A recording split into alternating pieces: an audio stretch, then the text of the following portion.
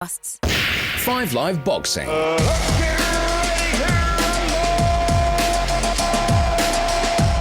In boxing, we live for nights like this. Two fighters, two contrasting fighters here at the Motor Point. 12,000 fans, a sellout. In one corner, the dangerous single-punch KO artist Mauricio Lara, and in the other corner, the hometown hero Lee Wood. It was brutal, it was savage, it was vicious. It finished at 2:54 of the 7th. Lee Wood was stopped on his feet, no longer the world champion. Lara in tears is the world champion. It was boxing, it was unforgettable. I'm Steve Bunce and this is 5 Live Boxing.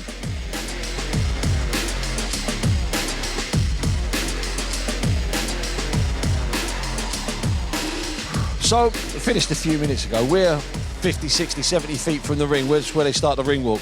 I've got Barry with me, Barry Jones with me, who of course was doing the commentary on 5 Live, and I'm joined by former world champion and, well, Nottingham icon and one of British boxing's greatest fighters, a man just inducted into the Hall of Fame in Canastota. I've got Carl Foch as well. First of all, Carl, I'm going to come to you for your reaction. Tell me what you were thinking a second before that left hook landed and dropped Lee Wood. What were you thinking a second before then? What was I thinking before the shot landed? Yes. So I was thinking Lee Wood was boxing superbly.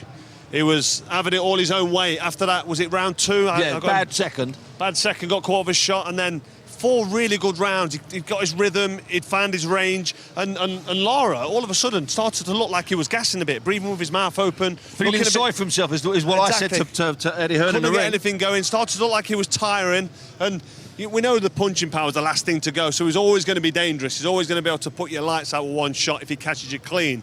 But Lee Wood was having a fantastic night there. After that second round, he was having it all his own way. Lara was fading, and I was really, really happy and confident that this is going to work out well for Lee Wood. Barry, we know that Lara's a puncher. We've set that up for several podcasts and the live broadcast. But going into the 7th, did you think Lara... I know it's a silly question. Did you think Lara still had that in him? Because it seemed to me the punches were slowing down, they were getting more predictable, plus Lee Wood was looking stronger and bigger. I don't think the punches slowed down. I think he was getting frustrated. I think the footwork of Lee Wood was just not allowing Lara to set up any attacks. He was at the punch from too far out, so they were losing power.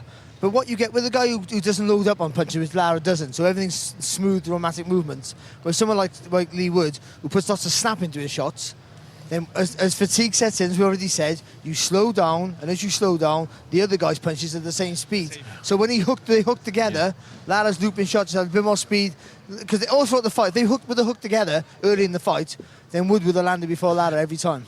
And Carl, I don't know if you know, but when the actual punch lands, it's not that Lee Wood's right hand is low. He's kept it high the whole fight. It's just that for some reason his chin is just in front of it. So Lara's left hook sneaks in just in front of the high guard, not behind the high guard. And the second part of that, how did you have it as we went into that 7th round? So the 6 completed rounds. How had you scored up until that point? Or were you just working on overall? No, I had it scored. I think it was 5-1 because he lost the second round, Lee Wood, and then he won the first and he won the last 4. So he was comfortably ahead.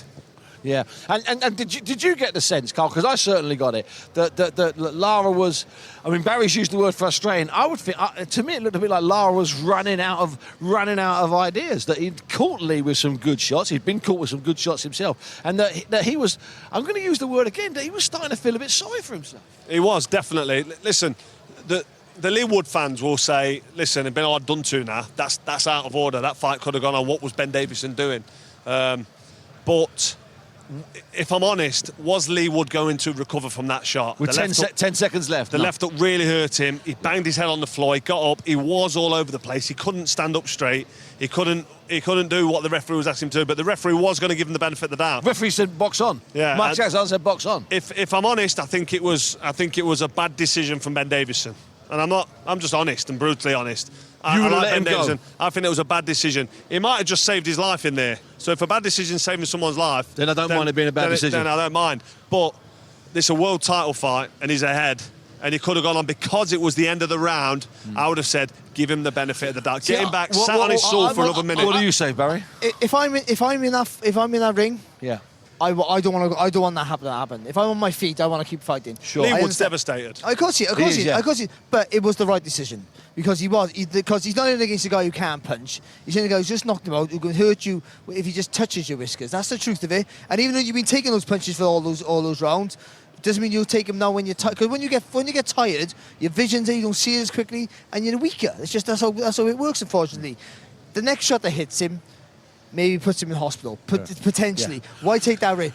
No, he's there to protect him for another day. He might have gone out on his shield and never box again. Yeah. Put it that way. Yeah, but any shot can put you in hospital. Just to come back from that. Yeah. And I know it was badly hurt. If you're more vulnerable, there's more chance of it, though. Surely. Because you literally, your vision's not there. You can't see. You're all on the way. Some people don't have those powers of recovery that some other fighters have. The referee was bringing them back together. The referee was bringing them back together with 6 seconds left to go in the round in a World Championship level fight. That's going to change Lee Wood's life. That fight should have continued, in my opinion, from a fighting point of view. And listen, and that's a valid, especially from you, that's a valid opinion. It's not a valid opinion from some guy up in the gods who's been out all day. Listen, there's no right answer. No, there's not. As you said, it could have ended his life as well in that 6 or 7 without being too dramatic. If I'm fighting, I wanted to continue, and I'm gutted. Why did you finish it? Yeah. Why did you stop it? I understand that, and you'd be worse than I am. But from a guy, when I take a step back and I look at it, and for things we've seen over the years, Ben's made the call that I feel was the right one, because I just think that Lee Wood was going to get knocked out. And that's with fighters are built differently, but then they're there but to protect you from yourself. Yeah. Let me just come back with something really quick. I think if the fight did continue, it wasn't going to change the outcome. It was going to get him again. He wasn't going to recover from that. You just wanted that 6 seconds for Lee Wood. It's a minute and 6 seconds, because he gets a minute rest then. Yeah. I think he makes the stall. I think he hands on. He might go over the bell goes. He's in the corner. Then he can make a decision. Yeah. But I think the fight was gone when that left hook landed. Well, you know what, Carl? I climbed up in the ring afterwards, and I spoke to Walt. You know, I'm thinking back on it now. I'm not happy with myself, but I had to get hold of Lee Wood. I got hold of Lee Wood. Here's me up in the ring, less than 3 or 4 minutes after the fight was over. Yeah, I'm gutted. I'm devastated. I got caught and it's boxing. All the way through, you'd taken whatever he'd hit you with, and there was just that one lapse. You threw a left hook at the same time as him. Yeah, you know, I know I can't make mistakes in this fight, and I made 1 or 2. I paid the price. Listen, Lee, and finally, Eddie, I hate to throw forward. Eddie talked about a rematch clause. I know it's early. You'd want to fight him again? Yeah, you know, I'll talk to my team and see what they think, but absolutely. Listen, I'm going to let you go because I can see how low you are. You were absolutely brilliant tonight. You know that, don't you? Yeah, thank you. Ben Davison said, Ben, if I could just get you for 1 second. Ben, sometimes you create fight plans and sometimes they work. Tonight it seemed to me, up until the second that punch landed, that it was just about perfect.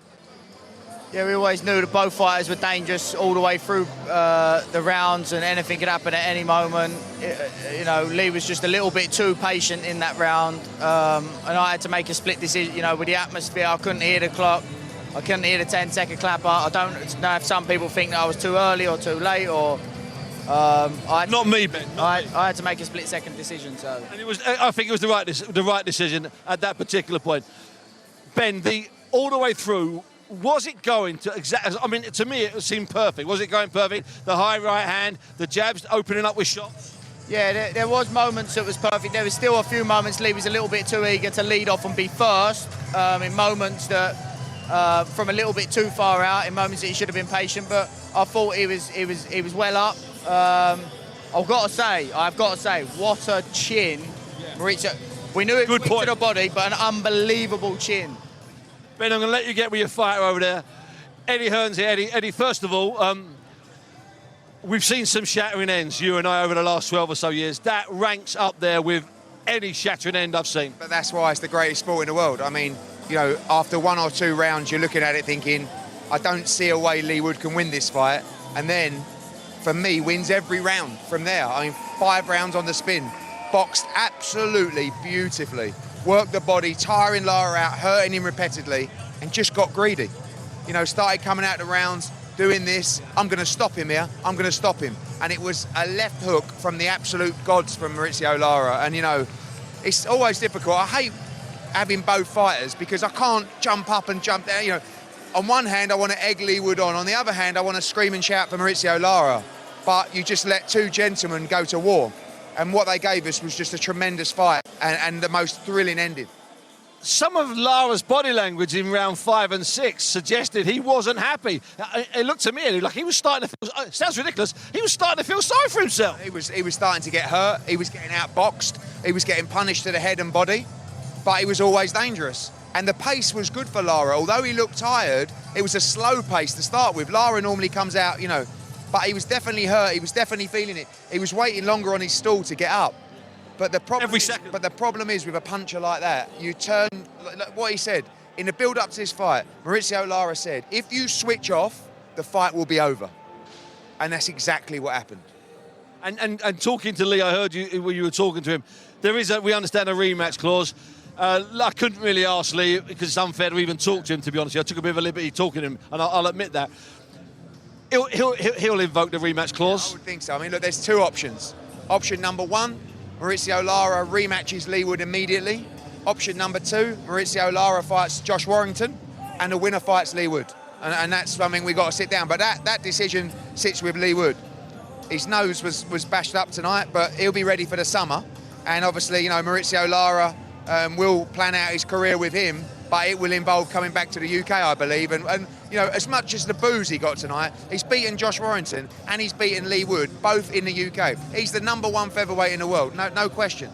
There may have been some boos, but it wasn't nasty, vicious and vile. I mean, it's half pantomime views. They're not dumb, this crowd. They understand how good this guy is. Yeah, and you know, to come back from the fight turning like that was unbelievable. And he looked like his power was diminishing. It's amazing. I know, and all of a sudden, I mean, the left hook was just, I couldn't believe it. It was just one of those moments. And, it, you know, like I say, that is why that punch, those highlights, they resonate around the world and everyone realises that when done right, this sport is better than any sport out there. And it was full of drama. As the year has been so far. Now, I was talking to Ben there and he seemed, you know, he was looking for maybe reassurance that he did the right thing. I'm going to say, I think he did. 10 seconds to go. Lara doesn't need 10 seconds. No, I mean, he was, you know, I thought the referee might have stopped the fight and taken that choice away from Ben Davison. But the reality was there was still time in the round to land heavy shots and get hurt, and he was badly hurt. Sometimes it's easier after the fact to look up, you know, maybe he should have looked up at the clock, saw it was 8 seconds left, whatever it was. But there's 8 seconds where it's 10, 12 punches. He doesn't need one. No, and one punch would have ended everything. He can come again. He was badly hurt. Take the positives from the fight. You boxed beautifully. At times, in most of the fights, schooled Mauricio Lara. And you can beat him in a rematch. But same again, you switch off against this young Mexican, it's lights out. And finally, Eddie, I didn't see what happened because it was a bit chaotic all around. I saw Lara go over there. Was he talking to Josh? Yeah, he was. It seemed fairly hostile. Yeah, they can't stand each other, you know.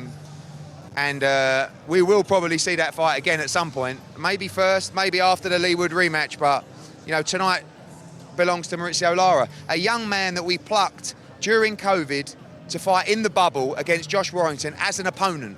Came over for not a lot of money, knocked out Josh Warrington, came back, rematched him at Ellen Road, lit up the arena for us in San Diego, headlined in Mexico, came back tonight to Nottingham to win the WBA World title. It's a massive win for Mexico.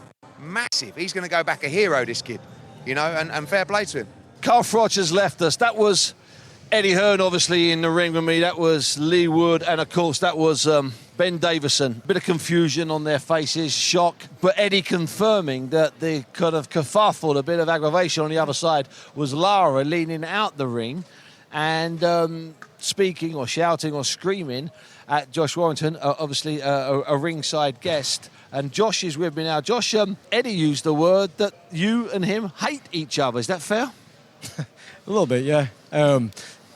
I could describe Mauricio Lara in many words, but not many that can be used for radio. It's funny because I actually thought that we were catching each other's eye in between rounds. Oh, really? I actually thought they were looking over. Were you trying to look at him? I was watching to see his body language because there were at times about after round 4 or 5, I thought he was in a bit of discomfort. Yeah. They were taking a few shots, some heavy ones, and I was just trying to engage how he was looking in between the rounds. And I felt we caught each other's eye a few times, and he's got the stoppage there. As soon as he's got the stoppage, he's glanced over at me, come over to the ropes. He's half climbed out, stopped himself. I got off my seat, and then he spat down at me.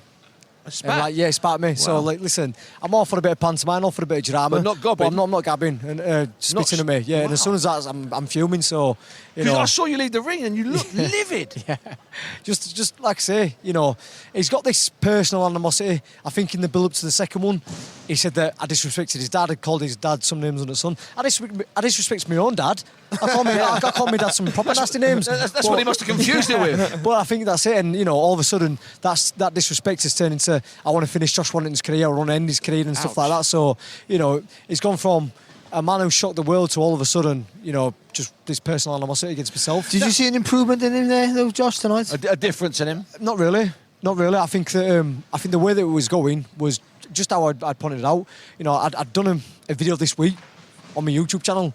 We're talking about the shots that Lara throws when he jumps in with that big left hook, when he guides that right hand down, and that's what we're doing. And he was almost running out of ideas. Yep. And then Lee Wood was just picking some lovely shots. Yeah, he was picking some lovely shots. I would just like to have seen Lee step up a gear, because I think from round 5-6 he could have. It looked. Lara looked like did him so one, much he did him one round, didn't he? He did him one round, and then went back down. I think it was just like a bit of a chess play. He started like, I think he was in round 2, but he gave him too much respect, you know, and. Yeah.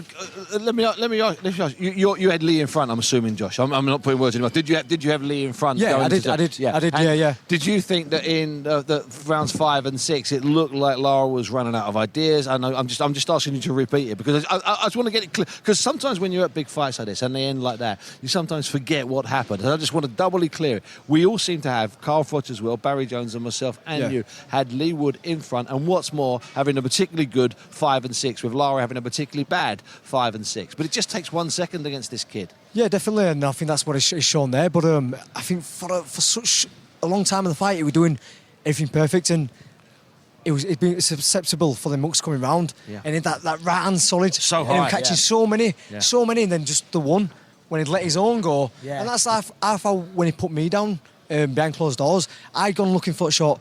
And he landed first. Yeah. And, you know, so it's half your body half your own body momentum going into the shot. But to answer your question, Bunsey, I thought we were pretty close. I might just give it to Wood on the first round. Second round, Lara's. Third, probably could have scored it even. But then from there onwards, I thought Lee would really come into it. Yeah. And Eddie was talking there, you couldn't hear it, but I spoke to him when I spoke to him in the ring. Eddie was talking there about the potential options. One is a third fight with you, that would be a trilogy with you, and the second option would be with Lee Wood and him having a rematch with possibly the winner of that, then fighting you. Will you be sitting down with Eddie? Because obviously I'm assuming you want the trilogy before they have the rematch. Yeah, well, I asked the question before to Frank Smith, and he said, don't you worry about it. Don't you worry about it, you'll be next. And listen, I think Lee will be eager to get the rematch, but having a cut, coming off a knockout loss, he's probably going to have some time out. You know, me and Lara could get it on, you know, June time. 2 hours. I'll head back to change rooms after. I'll talk about rematches. Is that the one you would prefer? Oh, I'd love to. Listen, I said prior to Barry, I said that I think Lee Wood's going to win, but I want Lara to win because I want to clear that up. You want that fight. But I just said up there on finishing off the broadcasting, I've got respect for Lee Wood.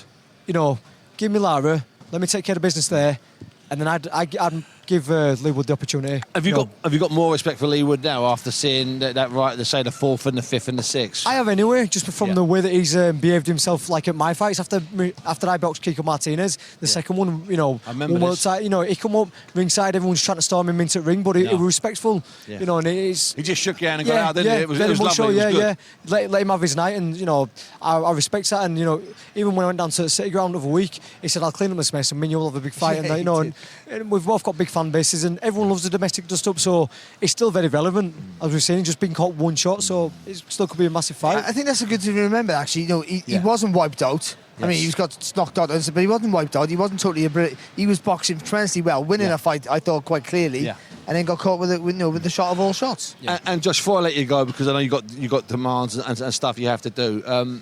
He's annoyed you tonight, Lara, hasn't he? Just a little. Yeah. No, I can tell. Listen a bit. I can't stop moving my legs, to be honest with you. Like, and I know normally it takes a lot for me to get like that because I'm normally laid back. But like I say, I don't mind a push and a shove and this and other. Don't mind walking in the way, getting stick and being called dirty leads. But when you start spitting at me, then head's gone. We could see you walking out. We finished the broadcast to do Beyond the Bell. We could see you walking out, looking at the ring. Yeah. You couldn't take your eyes off him. Yeah, fuming. Josh, listen, it's always a pleasure to talk to you. See you soon, son. Cheers, Steve. Thanks. very much indeed.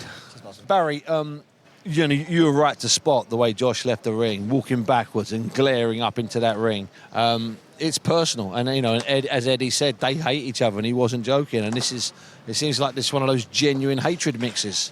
Yeah, and I was sort of trying to ask him which rematch he would refer. It wasn't with Wood. It was with Lopez or Lara. No. Which one would he want the most? I know it's clearly that we know who that is. No one's talking about the Mexican that controversially took his title back on the 10th of December. No one's talking about that. But and also, every now and again I glanced over because he was sat right opposite us. He was indeed, yeah. The ring, and I was just looking at him, and you could see how intently he was watching. He wasn't watching the fight.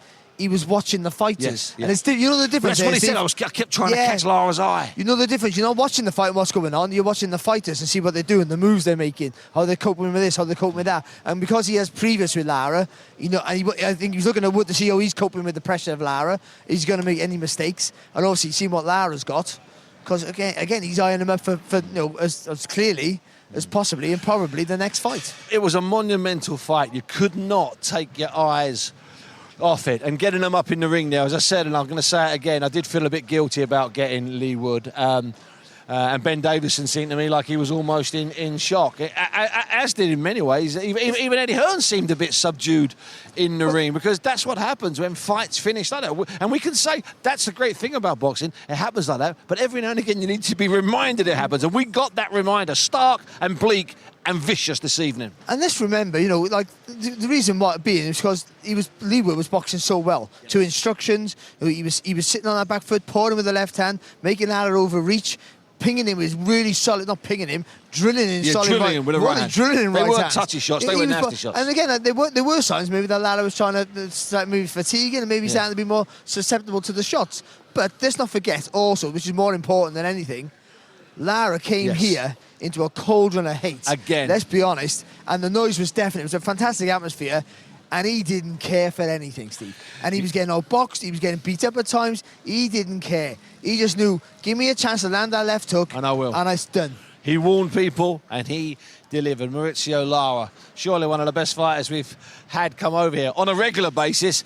Anyway, well, listen, Barry, we're going to do what we usually do now. We're going to wander backstage, see what we can get. Plus, we've got to talk, you and I, a bit about this decision by GB Boxing, the Irish, the Americans, not to go to the Women's World Amateur Championships, and probably not even to go to the Men's World Amateur Championships. We'll talk about that a bit later on. Hello and welcome to Cammy's Football Shorts with Cammy and just Cammy, not me. Oh, thanks, mate. Anyway, each week he's bringing you more tales of his extraordinary life and career. He doesn't need me getting in the way. My wife and I went to LA. She says to me, I want to do that tour bus round the stars' houses. He says, you probably won't know this guy. His name is Vinnie Jones. And I went, I know him. Think about it. Vinnie Jones. These bonus episodes are available. Just search for Proper Football on BBC Sounds. So we didn't have to go that far in the end. We just went through one tunnel. Barry nearly got run over by a guy pushing something. There's a crate. We've seen some other people. And we've grabbed hold of a man I wanted to speak to for multiple reasons.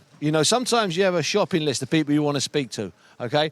And then you think, we've got a few things we need to do here today, left on this pod. We need to have another reflection on what we've seen. We also need to talk, as I said, about the amateur decision, the GB team, the Irish, not to go to the Women's World Championships and not to go to the Men's World Championships. And we also need, if we can, to just have a little glance into Saudi Arabia next week with Tommy Fury against Jake Paul. Now, there's only one man in this building, and there were 12,500 people in it. There's only one man that can do all three of those jobs in one hit. There's only one man. Barry Jones. And no, not Barry Jones. He can do loads of things. I've got Andy Lee here, former world champion, former Olympian, and also a veteran of a World Amateur Championships, where he casually reminded me. He said, "I won't do his accent." He said, "I beat the Korean." Then lost to Golovkin. Andy, listen. And I say, which Golovkin? Yeah, which Golovkin? I said Max. Yeah. So, Andy, first of all, I'm not even sure where to start. Let me just talk about what happened in the ring. Dramatic comebacks, people being hurt and then knocking people out. You know about that. Let's get that right. But that was up there, in my opinion, with Harold Bombergram against Julian Jackson for, whoa! Yeah, shocked and stunned. Lara was done up to that. after the fourth round, he didn't really have any threat. You know, he was spent. He looked gassed to me. He was breathing heavy, really flat Mouth from the open. beginning. Barry thought his jaw might have been damaged. Really flat the whole time, you know, and the zip was gone from his punches, and then he just pulls out that Hail Mary punch that, wow. Like when you look at the replay, just how you can see the difference how into his legs he had squatted just to get that hook, and then Woods through the same hook, probably with the same power, but just was more upright. But I was saying, like earlier in the fight, because he don't really put, and could he just it's all body movements, isn't it, with the punch of Lara, and all rhythmic.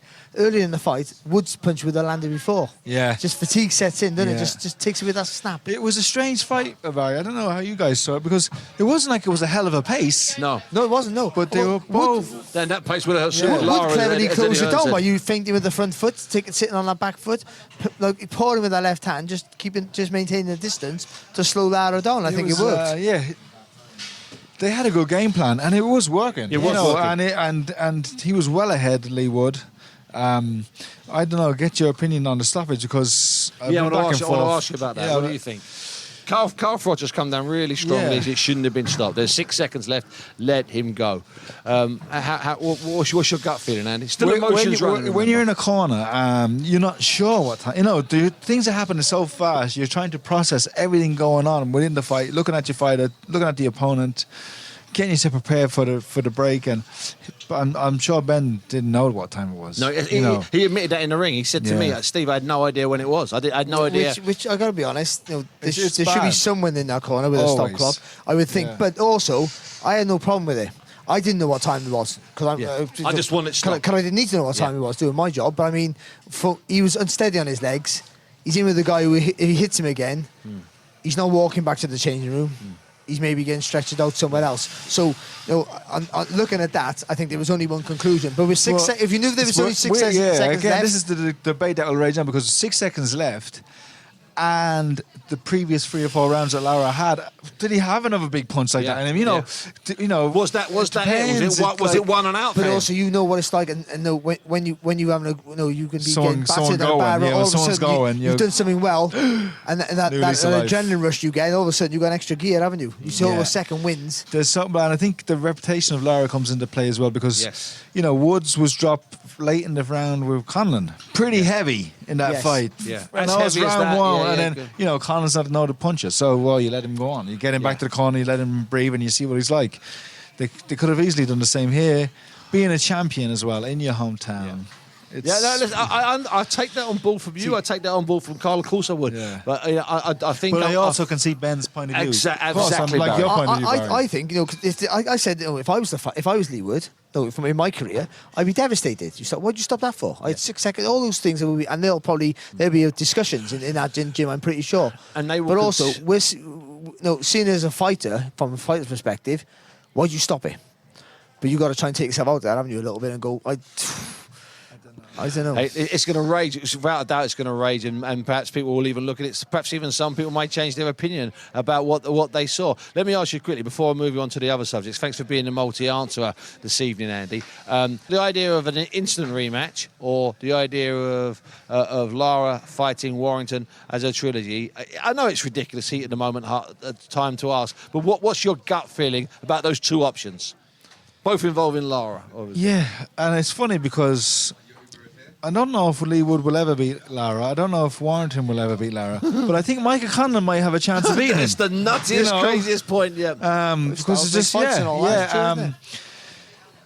I think there's a bit of bad blood between Warrington and Lara. We saw it at the end of the spilled over. And that's always going to be an entertaining fight, isn't it? The reputation and their history. Lara spat at him. Really? Yeah. That's what Warrington's not a liar. You know him. And he spat at him and he said that crossed the line.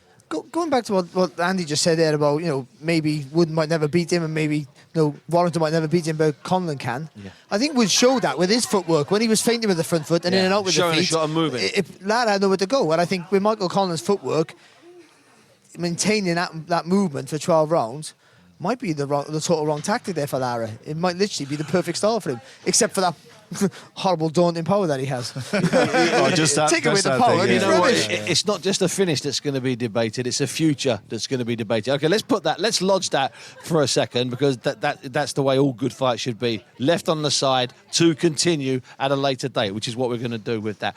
And I've got to ask you, before I ask you about Tommy Fury and Jake Paul and Saudi, which of course you could just say I refuse to answer. It's not a problem. But I've got to ask you about the World Amateur Championships, the IBA, which is what the AIBA are now called. They're run by a Russian guy, Kremlev, and he has decided to allow Russian and Belarusian fighters to compete under their own flag, so in their own colours, in their own vest, and alongside athletes from around the world, going against the IOC's ruling suggestions and going against a lot of other in national sports governing bodies. Consequently, in the last 7 or 8 days, the Irish have pulled out of both the Women's World Championships next month and the Men's World Championships in a couple of months' time. The Americans have also done that, as have various other countries, the Czech Republic, Canada, if I'm not mistaken. And just in the last 40 or 60 or so hours, GB decided not to send the 9 women they were planning to send to New Delhi for the World Amateur Championships, and they're going to make a decision on the men's. I think we know what the decision will be. It will be they don't go. Just to point out before you answer, sorry for the long intro, this is not an Olympic qualifier. That takes place in Poland in June. What was your gut feeling when you heard, because you went to a World Championships, you've been there, you've seen what it's like, and you also know how important they are in the future careers of professionals? They're invaluable in terms of experience, because you're meeting guys who eventually you'll go on to fight in the professionals if you have that ambition. And it's a big question because of politics coming into sport. Do they Massively. miss? It's a bigger question than I can answer. I'm not really capable of it. Well, you're sacrificing kids' hopes and dreams on the greater good. And no one's explained to me yet how the funding works, because the funding's based on your success, both in Ireland and also in GB. Yeah, and there's prize money too nowadays. $100,000 US dollars for winning this tournament. But the problem you got, there's no democracy, there's no transparency. I can't see how things can change. No, this is not the hill to die on kind of thing. You should have been up in arms doing this when they were robbing you left, right, and centre. Yes. There was backhanders backhanders going 30 years. And bungs going to judges. Openly cooking judges, all suspended. But the thing is, the biggest sponsor is the the president. He's involved with that company, isn't he? So I can't see how there can be transparency, or there can be any sort of democracy in it. When you got Richie, it's ruled by one guy. One thing you can say that with the Russians being there, it becomes an extremely more difficult competition. We've had a lot of success in the last few years, and it's all been because there's been no Russians and no Ukrainians. The we've done well out of it. Yeah, the Russians are the second most successful nation at these, obviously followed by the Cubans. So it is. I'm not saying it. I'm not criticizing. I'm not contradicting myself here. I'm not saying it undervalues the world amateurs by not having the Russians there. But with that competing under their flag, I can see the difficulties, the problems with that. But it's not an easy problem. But it's not really. Even though they're boycotting the World Championships, it's more than that. It's about keeping our place in the Olympics. And this undermines. Which, even though I think the World Championships is probably the hardest tournament to win, I would go to say, or medaling certainly. Then it's the Olympics. Is the show reel. That's the gold star for turning pro. You don't get £1 million contracts straight off the gate for winning a world championship. Even though it might be harder. Win the Olympics, all the glitz, the glamour, all the spotlights on the Olympic gold medalist. And if boxing's out of that, how does the sport survive in not the short term, in the long term, in 20 years' time? Where is the sport? Is it still here? Well, funny enough, that's exactly what Andy and I were talking about several hours ago here as this arena filled up. I just felt that, we've had, Andy's been at Olympics. I saw him at Olympics. I've been at 5 or 6 Olympics, Worlds and Europeans. I've watched all of them. I love them. It's part of the fabric. It's part of my DNA. And I just feel sorry for people who in 20 years' time wouldn't have been at an Olympics, might not have been at a World Championships like I knew it, facing 6 bouts in 7 days. And I feel sorry for those people, Andy, I really do. Right, that's enough of the Olympics. Right. That's enough of stunning knockouts to end the dreams onto the serious of Lee Wood. Let's get on with the serious stuff. Okay, close your eyes, fellas. Take a seat, Dan. Because that plane you can hear is a plane landing in Saudi. And there we are, disembarking for the 3rd time in a couple of years. And coming up next Sunday in Diriyah. the ancient city of Diriyah. We will have one of the biggest grossing fights never, or in fact, the biggest grossing fight never to involve a world title, without a doubt. These two guys are going to earn fortunes. I'm talking, of course, about Jake Paul, and I'm talking, of course, about Tommy Fury. You've spent time in and around the Furies, and I'm sure you've seen Tommy enough in the gym. What's your take on whatever it is, 8 rounds that we're going to get next Sunday when these two contrasting characters fight each other, Andy? You've got to answer, son. It's hard to know how good Jake Paul is, but he's impressed me. He's impressed me. He has, to a certain extent, from a guy who's been a YouTuber to go into fights, and not only to fight the way he has, to handle the occasion, to walk into these arenas and and perform under that kind of pressure. It's not easy. No, it's no small thing. And he's the centre of attention, Andy. Remember, no undercarding. But he's training with good people in Florida. He's got people around him. And he's dedicated himself to the sport. He's not just Mickey Mousing it around like these other guys. Yeah. Tommy, like Jake Paul's probably more dedicated than Tommy has been over the last while because of all the other distractions and different things and injuries and but Jake Paul will never face anybody who can punch like Tommy Fury. Okay. Tommy is a naturally strong puncher, heavy-handed, athletically built, and obviously will be well up for the fight. Yeah, but it's still a good fight. It's still a good fight. I think what's important what Andy said there is that about the attention. So I never met Jake Paul before until we went to New York for Katie Taylor and Amanda Serrano, and he has that air of a really successful, famous person. You know what I mean? It's just, and he was 23 He didn't do anything. No, he looks weird to me. That stupid beard he has. But he did. It's taken him 23 years to grow that. Give him a bit of respect. No, what I mean, but when he walks through the door, you have to look. Do you know what I mean? And he just has that magnetic personality that famous and successful people have. And Tommy, he's having all this attention, which is relatively new attention, where Jake's had it pretty much since the Disney days, since he was a kid. So he's used to it. He's used to all that. All that attention won't faze him at all. Tommy, it will. But Tommy should have the advantage of schooling, experience, ring craft, ring time, and all that stuff. His shape should be kept and held better. We were in Tyson's gym. There's a photo on the wall, and there's Tyson in the ring after the Klitschko fight, and behind Tyson's this little kid, just watching, and it's Tommy. So he's been around Dusseldorf. Yeah, he's been around it a long time, and he's grew up with it. And I'll tell you what, he can punch. He's very heavy-handed. Let me ask you this, Andy, and again, I'm taking a bit of a liberty here because I'm asking you to give something away from inside the way the Fury clan lived, the Fury family lived. There's been a lot of talk with John saying, if he loses, he's disowned, he's not a Fury. And then we got Tyson saying the same thing but with a smile on his face. How serious a threat is that, or is that all part of the pantomime and theatrics? And if it is a serious threat, surely that's a horrible burden for anyone, male or female, to have getting into a ring, Andy. Yeah, there's a lot of pressure on Tommy. But I think they'll be happy he's making a good few quid because that's number one in the Fury family. So the pressures of any family. Listen, in the Lee family is even a higher priority. And listen, I'm very mindful that we've kept you for 12 or so minutes, and we're not enhancing the Leewood coffers in any. The Andy Lee coffers in any way. So I'm going to let you go, Andy, with an absolute thanks. Thanks for your time. Thank you, lads. Thanks for everything you've offered here today. You've been brilliant, and I'll see you very soon. And when you see Joseph Parker next, your heavyweight, make sure you say hello to him. Well do, Steve. Thanks for having me on. Andy Lee. I couldn't keep him, Barry. I couldn't keep him anymore. He seems to have been here with us for 15 minutes. I'm left with Barry Jones. Nothing wrong with being left with Barry Jones. Barry Jones, in 3 or 4 words, explain or tell or describe what we've seen here tonight at the Motor Point in Nottingham. It was sensationally cruel.